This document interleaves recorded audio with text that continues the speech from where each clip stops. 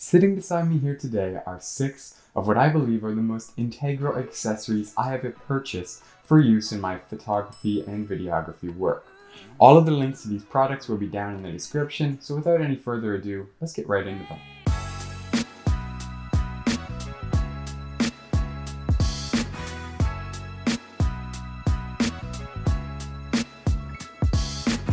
Starting off here, I want to go over the 2 accessories I have on my camera. Not this lens, the beautiful Tamron 28-75 that I cannot recommend enough. I'm going to have a video on it soon.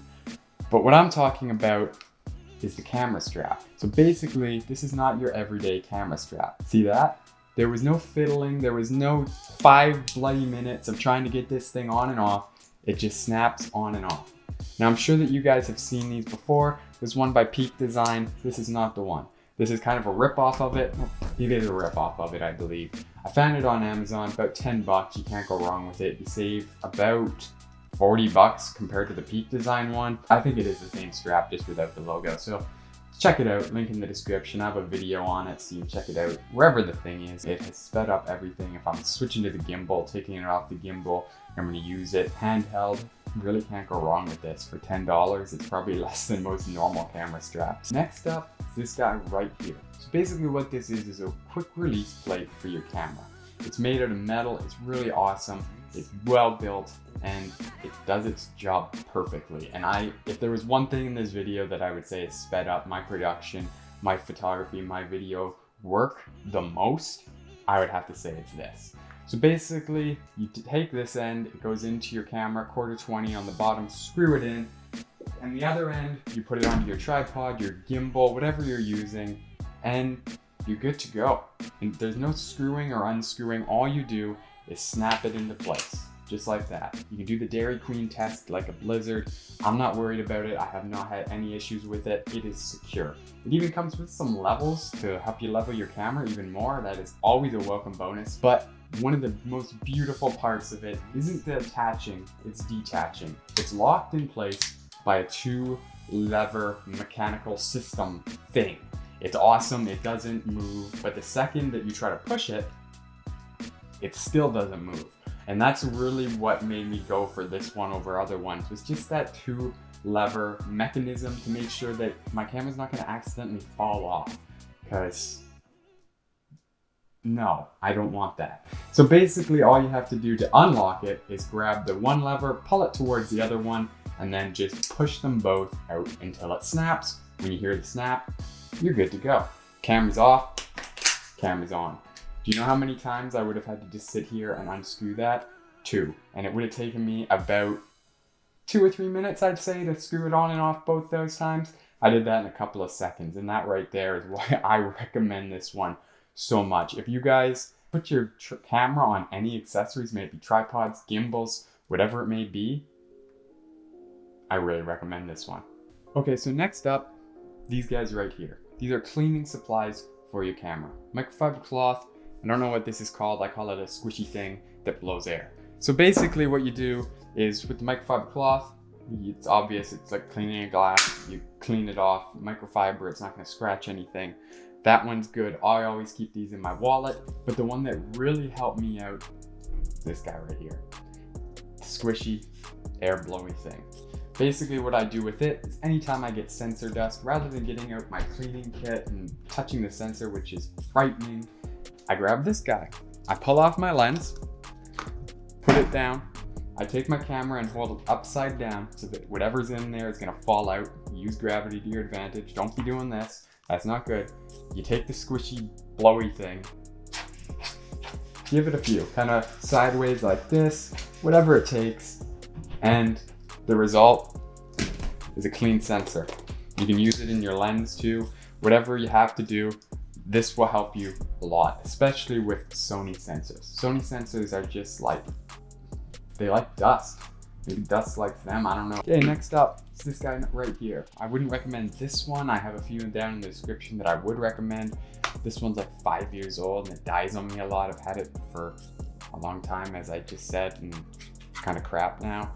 But power banks, they can really help you out. I have had so many times where I was scared that I was not going to be able to finish a recording because I would have to switch batteries midway through. You can't do that at a wedding. You can't do that at events where you're not going to have another chance. Football games, soccer games, hockey games, whatever it may be.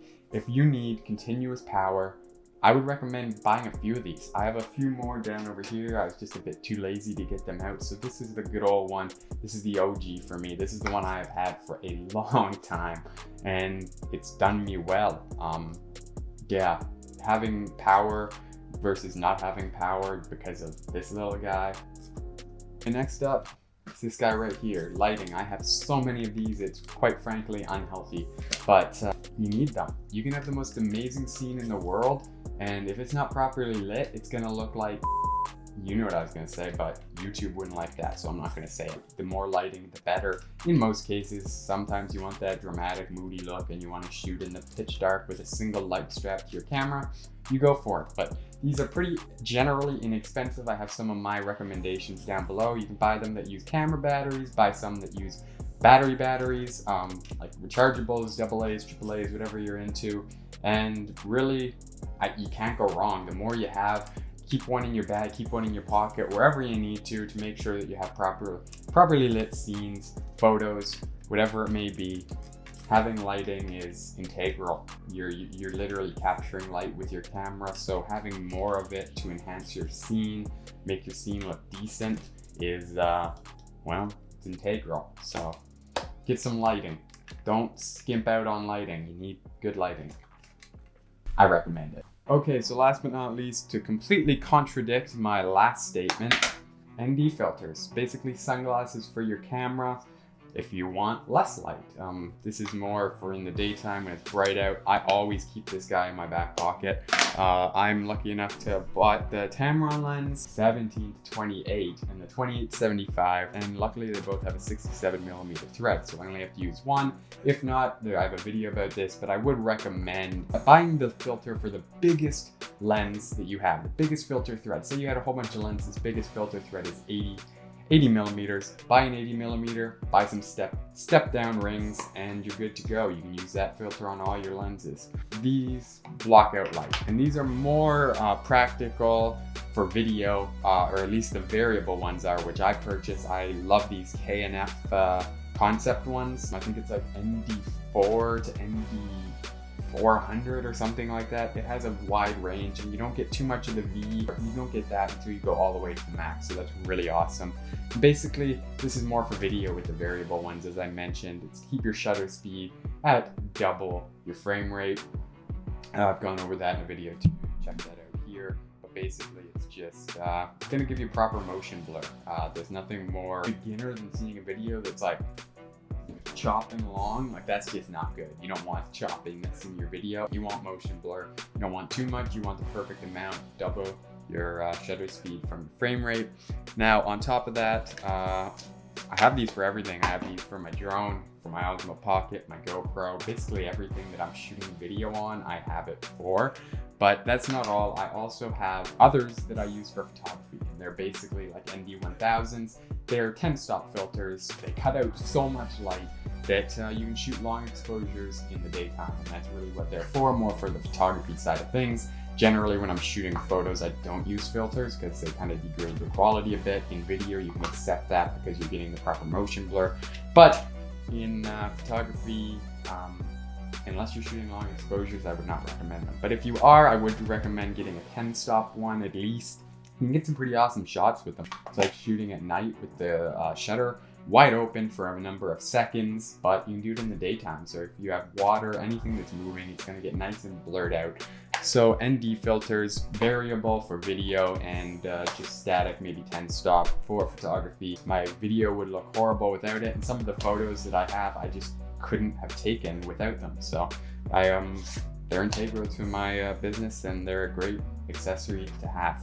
Okay, so with all that out of the way, links to these products, as I have mentioned, are down in the description. I recommend them all, and the links are actually affiliate links, so they will help the channel.